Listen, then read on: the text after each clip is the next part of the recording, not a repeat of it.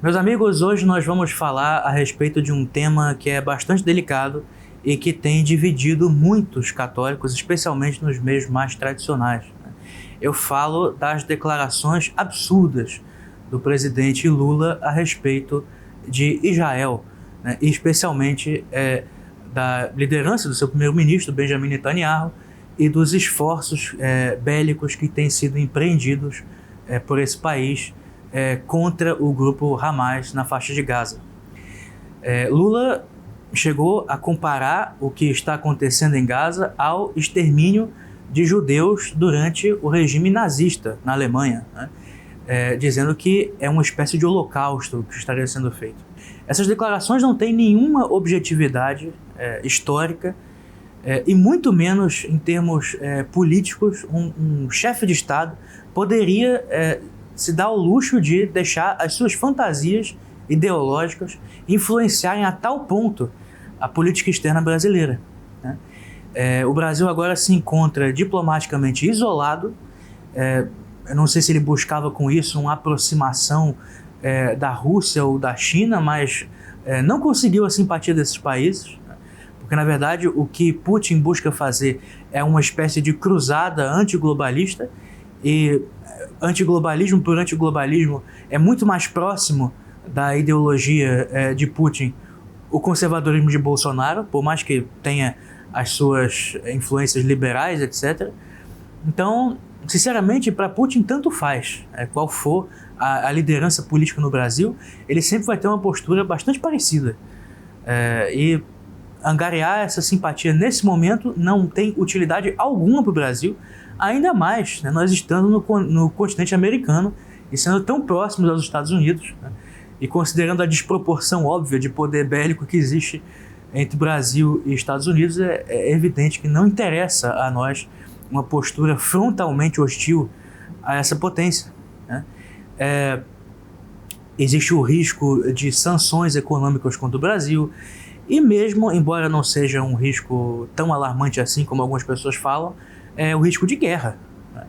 Então, realmente está estragando, né, o Brasil na sua posição estratégica, na sua posição diplomática, envergonhando o povo brasileiro, e é simplesmente inadmissível, né, que essa situação se prolongue mais. Em relação à questão em si, muitos católicos têm, inclusive, defendido essas declarações, né, absurdas, grotescas, né, de Lula, principalmente por três motivos. Em primeiro lugar, é por conta das ações militares, né, israelenses em Gaza, que de fato tem matado muitos civis, né, e muitas vezes desnecessariamente. Desde o início das operações, Israel cortou o fornecimento de água para a população. Então, de fato, trata-se de uma medida que não teve as preocupações humanitárias que deveria ter tido, né? Em outros âmbitos, Israel, de fato, o exército israelense teve preocupações humanitárias, né, de montar corredores humanitários, possibilitar a evacuação dos territórios que seriam bombardeados. Então, de fato, houve essa preocupação. Mas, principalmente por causa do Hamas, né, e por causa da sua atuação, transformando os civis em escudo humano, né, fazendo as suas bases de mísseis em hospitais, né, em lugares onde as pessoas, se forem bombardeadas, os civis também vão morrer. Então, é evidente que existe uma culpa também do Hamas muito grande nessas mortes de civis palestinos que estão de fato acontecendo, né? Esse número tem sido muito divulgado, o número de crianças, né? 13 mil crianças mortas. Então, de fato, existe uma preocupação moral que é perfeitamente legítima, né? E toda guerra, né, existe esse problema. Não existe guerra humanitária, meus amigos. Isso é absolutamente impossível. A guerra produz a morte de civis inocentes e sempre vai ser assim, em qualquer lugar.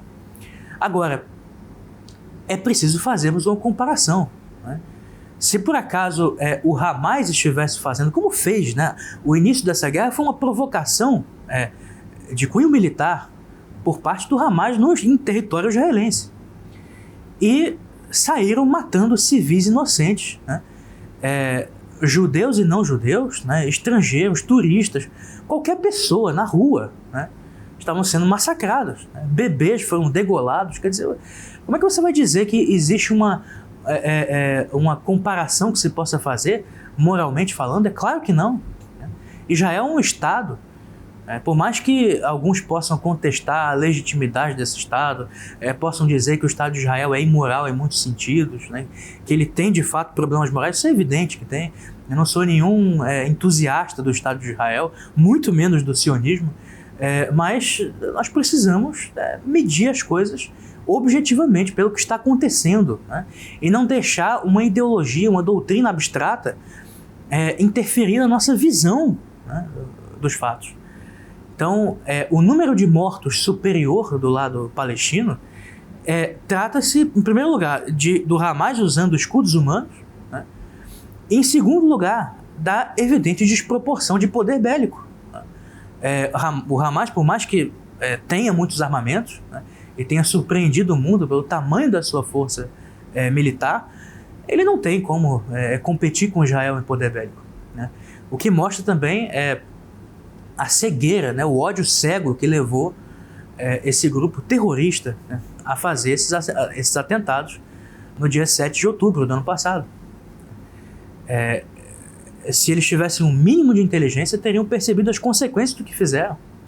Mas estavam apostando, né, num apoio internacional à causa palestina, e que isso ia acabar por neutralizar qualquer operação militar de Israel. Isso não aconteceu. E assim, eu sinto muito dizer isso, mas é justa uma ação militar por parte de Israel, né? Por mais que em muitos aspectos esteja sendo mal conduzida, é justa, né? Não como retribuição, né? Mas com a necessidade de você exterminar, destruir um grupo que é terrorista, que governava Gaza com base no terror, né? No meu vídeo anterior, quando começou o conflito em Israel, eu mostrei para vocês trechos de vídeos, né, de programas infantis de televisão em Gaza, em que as crianças palestinas são incentivadas a ter um comportamento hostil e até de matar judeus, né? Não tem como você defender um grupo desse, né? Não existe nenhuma proporcionalidade entre as ações. Então, essa é a primeira resposta que nós devemos dar a essa contestação, em relação ao número de mortos, aos civis inocentes, etc. Em segundo lugar, em relação ao movimento sionista em si, né, e o fato de muitos judeus estarem entre as grandes fortunas do sistema financeiro internacional e terem uma colaboração que de fato tem em muitas das sociedades, né, políticas e às vezes até sociedades secretas que participam do projeto da chamada Nova Ordem Mundial, né? Meus amigos, isso não tem absolutamente nada a ver com a história, né? Muito pelo contrário, o Estado de Israel, por mais que em alguns aspectos, né, certos setores do globalismo, o globalismo ele é bipartidário, né? Existe um setor mais liberal e um setor mais conservador, né? E o liberal é progressista, né? Por mais que os setores mais conservadores do globalismo, notoriamente, né, parte do Partido Republicano Americano, né, a família Rockefeller, Henry Kissinger, que faleceu recentemente, esses grandes potentados do republicanismo à moda antiga, né, não do modo como Donald Trump tem levado, né, guiado o movimento conservador americano, mas o conservadorismo tradicional americano, era pró-Israel, sempre foi, e era globalista, né? Mas existe a outra metade também, e a ala progressista é totalmente anti-Israel e pró-Palestina. Então, na verdade, existe uma disputa interna também entre os ditos globalistas. Isso não tem nada a ver, e o movimento sionista em si também tem uma relação que é muito confusa, que não é exata. Não existe uma correspondência exata entre sionismo e globalismo. Eu explico isso no meu curso sobre a seita dos Illuminati. Se vocês não adquiriram o curso ainda, eu recomendo que assistam, né, a minha 6ª aula, na qual eu falo a respeito do sionismo, e eu vou mostrar, né, inclusive as suas raízes esotéricas, gnósticas, né, no movimento do sabataísmo, que vem do século XVII, em lideranças como Jacob Frank, né, que são figuras deletérias, né, Não tenho absolutamente apreço nenhum pelo movimento sionista, mas isso não tem nada a ver com uma resposta a uma provocação militar que matou vários civis inocentes, que merece sim uma retaliação, uma resposta, né? E o próprio fato de Israel ter tido alguma preocupação humanitária já mostra a diferença, né? Uma ação militar movida pelo Hamas não teria preocupação alguma com a população. Aliás, os próprios líderes do Hamas, todos eles, já advogaram diretamente o extermínio do povo judeu, né? Então, se o presidente Lula, né, se referiu ao que está acontecendo em Gaza como um genocídio, né? Olha, genocídio é o quê? Qual é o conceito de genocídio? É o extermínio proposital e sistemático de uma raça, né, por parte de um governo. Então, você pode dizer, de um governo ou de um grupo político, genocídio é o projeto que o Hamas tinha. Não me refiro aqui à causa palestina em si, que é outra coisa completamente diferente. Mas esse grupo terrorista sempre teve um projeto genocida em relação a Israel. O extermínio de toda a população, né? Coisa que o Estado israelense jamais advogou, e aliás, se quisesse ter feito, já teria feito, né? Se Israel quisesse fazer um genocídio em Gaza, ele teria feito em 2 semanas. Com o poder bélico que Israel tem, não existiria mais ninguém em Gaza, né? Você não tem nem 2 milhões de pessoas ali, né? Usando o poder bélico diretamente contra a população, isso seria um genocídio, né? Aí, de fato, a população teria sido exterminada, né? E não é o que está acontecendo. Então, deve-se criticar, sim, certas medidas que são desumanas por parte do exército israelense, e, aliás, que sempre acontece, né? Em qualquer caso de guerra, sempre existem crimes, não existe guerra sem crimes, né? Não existe guerra sem sofrimento, é por isso que essas coisas têm que ser evitadas, né? E nós temos que repudiar essas pessoas que têm um entusiasmo em relação, até na mídia às vezes, pessoas têm entusiasmo em relação à guerra, né? Isso, infelizmente, acontece em certos grupos católicos também, grupos conservadores. Pessoas que ficam todas animadinhas, né, com a perspectiva da matança de pessoas. Isso é um absurdo, né? Mas isso é simplesmente inevitável, né? Em certa medida é inevitável que morram civis inocentes numa guerra. Sempre vão morrer. E o terceiro motivo da crítica que muitos católicos fazem em relação, eu já me referi a isso no meu Instagram recentemente não, já faz alguns meses isso, por isso que é importante trazer isso aqui de volta, em relação à declaração do Papa São Pio X, né, que era a posição da igreja, sempre foi, né, uma posição contrária ao sionismo e, na época em que São Pio X falou, né, contrária à criação de um Estado judeu, né, do Estado de Israel. E aí nós temos que dizer o seguinte, da perspectiva teológica, é exatamente o que São Pio X disse, está certíssimo. O território da Terra Santa, né, ele pertence ao povo de Deus. E o povo de Deus, né, nós como católicos devemos dizer que é a igreja, são os fiéis da igreja católica, né?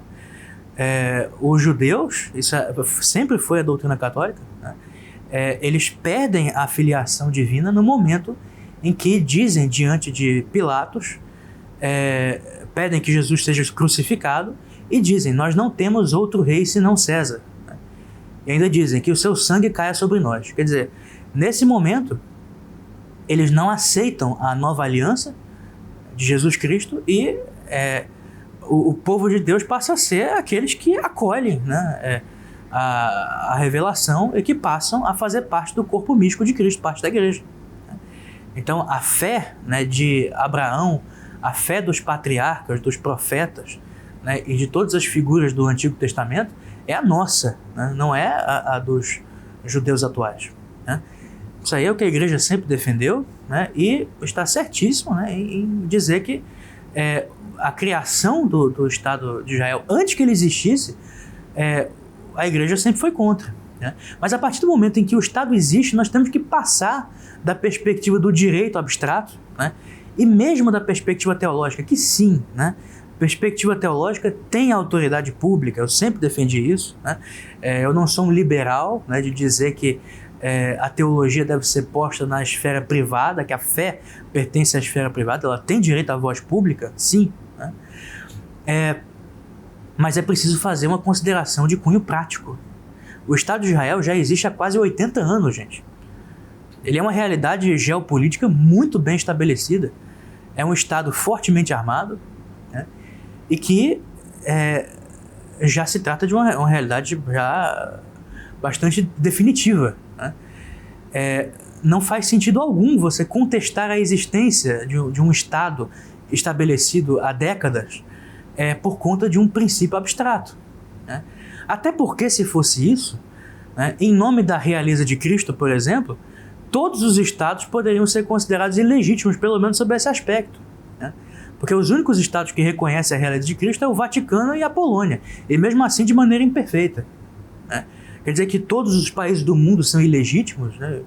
E outra coisa, uma coisa é você contestar a mesma existência de um Estado, outra coisa é você se referir à matança de civis inocentes, né? Então, assim, a operação, não é nem a operação, os ataques, né? O morticínio, a carnificina que aconteceu no 7 de outubro, né? Um ataque totalmente gratuito que aconteceu em território israelense. O que isso tem a ver com a legitimidade do território de Israel, né? Então as pessoas, elas se apegam muito a bandeiras e têm posturas emocionais e não prestam atenção no que elas estão defendendo, né? Gente, não dá para levar a sério a pessoa que está defendendo um grupo terrorista, né? Um grupo que fez centenas de cidadãos de reféns. O que é isso? Então, assim, nós temos que refletir muito sobre o papel, né, que o Brasil quer ter de agora em diante na diplomacia, nas relações internacionais, porque desse jeito não tem a menor possibilidade, os resultados disso vão ser desastrosos para o nosso país, e é a hora de pensar, né, se nós realmente queremos esse futuro e se nós vamos emprestar, né, a fé católica, né, e os princípios morais do cristianismo a um discurso nefasto, ridículo, né, como o de Lula, né, que, aliás, fala de Hitler, né, mas na entrevista que ele deu à revista Playboy, que foi trazida pela imprensa agora para... é uma entrevista antiga, mas ele diz ali que admirava Hitler, né? Então, se ele usa Hitler para criticá-lo, né, ele dizia que era um modelo, né? Admirava não as ideias, mas a paixão, né? Ele disse que admirava a forma como um homem levava a sua paixão tão a sério e tentava realizar todos os seus objetivos. E você vai ver quais são os objetivos, é justamente exterminar um povo inteiro. Não só um povo, né? Porque não foi só judeus que morreram na Alemanha, mais da metade não eram judeus, né? É todo tipo de gente. Quer dizer, não existe a menor possibilidade de defender um discurso desse e de emprestar a voz, né, do catolicismo, e que vergonha, de São Pio X, né, para defender uma porcaria dessa.